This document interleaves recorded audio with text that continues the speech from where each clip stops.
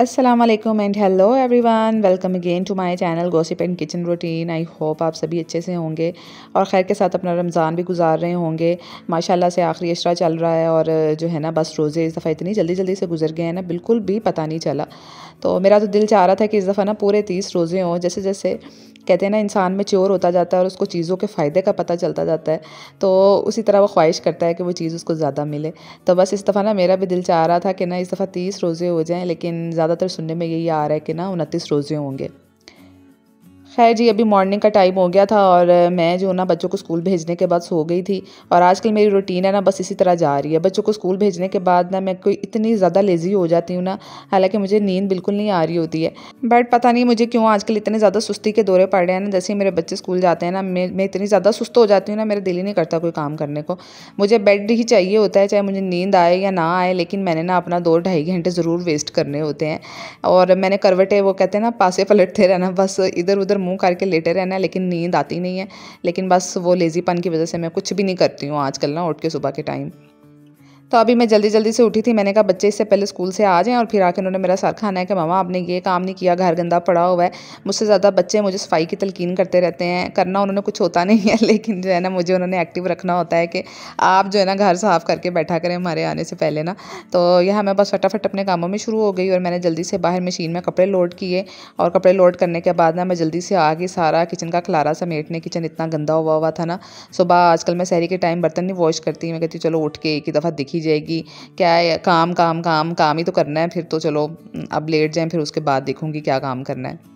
और मेरी अम्मी ने जो है ना मुझे शुरू से ही बचपन से मतलब स्कूल टाइम से ही जो है ना थोड़ा थोड़ा काम करने की आदत डाली हुई है। और फिर जब मैं कॉलेज में पहुंची और उसके बाद यूनिवर्सिटी की, तो अम्मी ने तो मुझे जो है ना वो सही से काम सिखाया। और सही से कहते हैं ना हड्डियों में कूट कूट के भरना, ऐसा कोई चांस नहीं था। जैसे वो आज मैं लड़कियों की बातें सुनूँ ना अक्सर, तो वो कह रही होती हैं कि हमसे तो कभी कोई काम ही नहीं करवाया, हमने बस बेड पे बैठ के रोटियां खाई हैं। तो ऐसा मेरे साथ कोई सीन नहीं था, बल्कि मुझे तो दूर से ही अम्मी जूता चला के, बल्कि वो जो हाथ में चकला बेलना होता था ना, दूर से ही नज़र आ रहा होता था। अम्मी की घूरियों वाले घूरियाँ भी पड़ रही होती थी साथ में, वो भी नज़र आ रहा होता था। तो भाई अच्छी खासी कुट भी लग जाती होती थी शुरू में। और शादी से पहले, मतलब शादी के बाद तो खैर थोड़ा सा माओ को रहम आ जाता है ना कि अब दूसरे घर में हो गई हैं, तो अब चलो अब क्या इनको कुट लगानी है।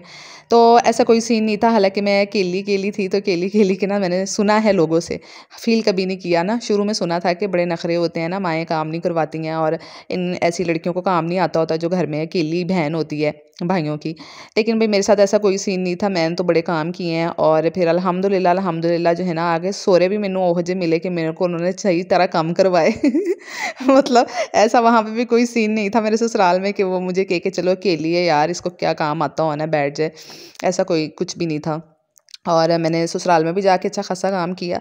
तो मैं ना अब अपनी अम्मी को मज़ाक करती होती हूँ, आपने मुझे पीछे इतना काम करवा के भेजा ना शादी से पहले कि आगे भी मुझे रिलैक्सेशन नहीं मिली। और उन्होंने कहा पुत्र चल शुरू हो जा, तेरा ब्याह हो गया।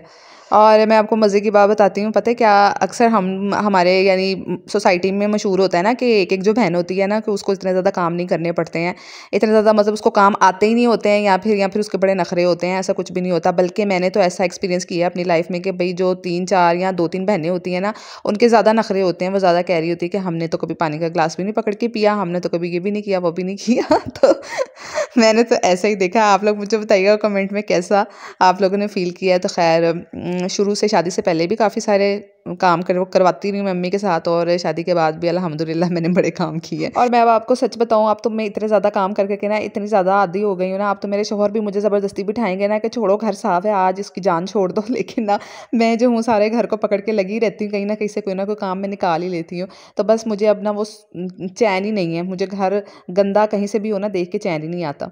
और यार ज़्यादा साफ़ सुथरा होना भी ना बाज़ दफ़ा बड़ी परेशानी का सबब बन जाता है। आप अपने घर को इर्द गिर्द तो सब साफ़ रख लेते हो, लेकिन जब किसी ऐसे घर में जाते हो ना जो ज़्यादा साफ़ सुथरी खातून नहीं होती हैं, बस नॉर्मल से ही सफाई करती हैं, तो आपको वहाँ देख के ना बड़ा ही दिमाग ख़राब होता है। आपको जगह जगह कुछ ना कुछ नज़र आ जाएगा कि यहाँ पे जाला लगा हुआ है, ये टेबल नीचे से साफ़ नहीं हुआ। और अक्सर तो मैंने यकीन करें ऐसे भी घर देखे हैं जिन्होंने टेबल्स के नीचे भी जाले लगे होते हैं। मेरी तो नज़र वहाँ पर भी पड़ जाती है कि टेबल्स के नीचे भी यार जाला यहाँ से तो कम अज़ कम साफ़ कर लेते। तो अभी मैं बाहर आई थी और अपनी क्यारी में ना देख रही थी कि इतनी ज़्यादा छोटी छोटी सी कलियाँ प्यारी प्यारी सी खिली हुई है ना, और ये देखिए कितने प्यारे गुलाब के फूल भी खिले हुए हैं, पर ऊपर आपको शहद की मक्खियाँ भी नज़र आ रही होंगी। होंगी। ये देखें ज़रा, इतनी ज़्यादा शहद की छोटी छोटी वाली मक्खियाँ हैं ना, और ये सारी मुझे लगता है वो जो छोटी मक्खी होती है ना, ये वो है, क्योंकि बड़ी शहद की मक्खी किसी और तरह की होती है। तो पता नहीं ये इतनी ज़्यादा क्यों हो गई हैं हमारे पौधों पे, शायद फूल ज़्यादा खिल गए हैं तो उनका वो रस वगैरह चूस रही हैं। और चलो मैंने कहा कि छोटी मक्खी को ही देख लेते हैं। वैसे छोटी मक्खी का शहद तो पता नहीं नसीब होता नहीं है क्योंकि इतना ज़्यादा महंगा होता है ना छोटी मक्खी का शहद भी। तो छोटी मक्खी खैर हमने आज देख ली है। तो यहाँ पे मैं ना फ़ौरन से किचन में आ गई थी और बर्तन वगैरह ना सारे ड्राई हो गए थे जो मैं पहले वॉश करके गई थी। तो कपड़े फैलाने के बाद ना मैंने ये सारे बर्तन वगैरह अपनी अपनी जगह पे रखे, और ये एक शीशे का ग्लास टूट गया था, तो ये मैं सारा समेट लिया था। अभी जो है ना अफ्तारी के टाइम में थोड़ा सा टाइम रहता था 2 ढाई घंटों का, तो मैं अपने मियाँ साहब को लेके आ गई एक नर्सरी में। एक्चुअली मैं नहीं, मेरे मियाँ साहब मुझे लेके आए थे, क्योंकि 1-2 दिन पहले जो है ना हुरिया को अपने कुछ एक्टिविटी करवानी थी उन्होंने स्कूल में, तो उसकी टीचर ने कहा था कि एक गमला लेके आए ना। तो हुरिया वो गमला लेके गई थी, तो गमला काफ़ी सस्ता मिला था। तो मेरे हस्बैंड ने कहा कि नर्सरी वाले भाई कह रहे थे कि हम ये नर्सरी ना यहाँ से ख़त्म कर रहे हैं पौधों की, तो हम सस्ते में गमले बेच रहे हैं। तो बस मैंने क्या था, मैंने फिर कहा कि मुझे आप लेके जाएँ, मुझे भी सस्ते सस्ते छोटे छोटे से गमले दिलवा लाएँ। तो मेरे हस्बैंड मेरी छोटी सी मासूम सी ख्वाहिश पूरी करने के लिए जो है ना वो नर्सरी पहुंच गए। उन्होंने कहा चलो कोई बात नहीं, मेरी बीवी ने 50-100 रुपए की तो ख्वाहिश की है, चलो पूरी कर देते हैं। तो यहाँ पे मैं ये वाले छोटे-छोटे से ना फ्लावर्स के पॉट्स देख रही थी, और ये बिल्कुल 50-50 रुपए में मिल रहे थे। यही वाले जो है ना हुरिया अपने स्कूल भी लेके गई थी इसमें से एक ना। तो ये बड़े ज़्यादा कलरफुल से थे, तो मैंने कहा कि ये 4-5 खरीद लेते हैं, अच्छी सी जगह पे ना कहीं पे डेकोरेट कर लेंगे। तो यहाँ मेरे हस्बैंड जो है ना यहाँ पे ये पॉट्स निकाल रहे हैं। तो वैसे ये 70 का देते हैं, लेकिन चूँकि ये सारे जो प्लांट्स वगैरह ना ख़त्म कर रहे हैं, तो ये 50 रुपए में दे रहे थे। तो यहाँ पे बस हम लेके घर आ गए थे, और मैंने सोचा था मैं कोई ना 1000-2000 के ज़्यादा सारे प्लांट्स लेके आऊँगी। और मैं जो है ना अभी बाहर जाके प्लांट्स और मज़ीद देख रही थी, पर मेरे मियाँ ने आराम से पीछे से पैकिंग शैकिंग भी करवा ली घर आके। मैंने उनसे पूछा कि आपने मुझे कितने के प्लांट्स लेके दिए हैं? उन्होंने कहा बस 350 रुपए के आए हैं। तो मैं तो फिर बस चुप कर गई। मैंने कहा चलो कुछ ना होने से कुछ होना ही अच्छा है। तो यहाँ पे ये 6 प्लांट्स हमने खरीदे थे जो 350 के आए थे यार। 50-50 के हिसाब से आप खुद ही हिसाब लगा लें। 50-50 रुपए का एक था, तो मैंने कहा कि इसीलिए ये मुझे ना दौड़ के ले गए थे नर्सरी के। चलो कोई बात नहीं, 300-350 में क्या आता है, बीवी खुश हो जाएगी। तो मैंने कहा कि आप, मैं तो इतने ज़्यादा पैसों के 1000-2000 के तो कम से कम मुझे लेके देते। तो मुझे कहने लगे अच्छा चलो ऐसा करना कि 1-2 दिन बाद फिर तुम्हें चक्कर लगवा के ले आऊँगा। और मुझे पता है 1-2 दिन वो तो मियाँ के कभी आते ही नहीं ना। 1-2 दिन का जब वो कह देना तो समझ लें कोई 1-2 महीनों वाली बात होती है। और इधर जो है ना मैं जल्दी से किचन में आ गई थी, और नान जो है ना उन्होंने बाहर फटाफट से वो सारे पौधे धो के लगा रहे थे। तो मैंने कहा कि जल्दी जल्दी इफ्तारी बना लूँ, क्योंकि टाइम भी थोड़ा रह गया था, और आज मैंने कुछ स्पेशल नहीं करना था। बस हमारे घर हलीम पड़ा हुआ था, और जो हलीम है ना वो मतलब खिचड़ा भी जिसको कहते हैं, वो अम्मी की तरफ से बना हुआ आया था काफ़ी टाइम पहले, तो मैंने उसको फ्रीज़ कर दिया था।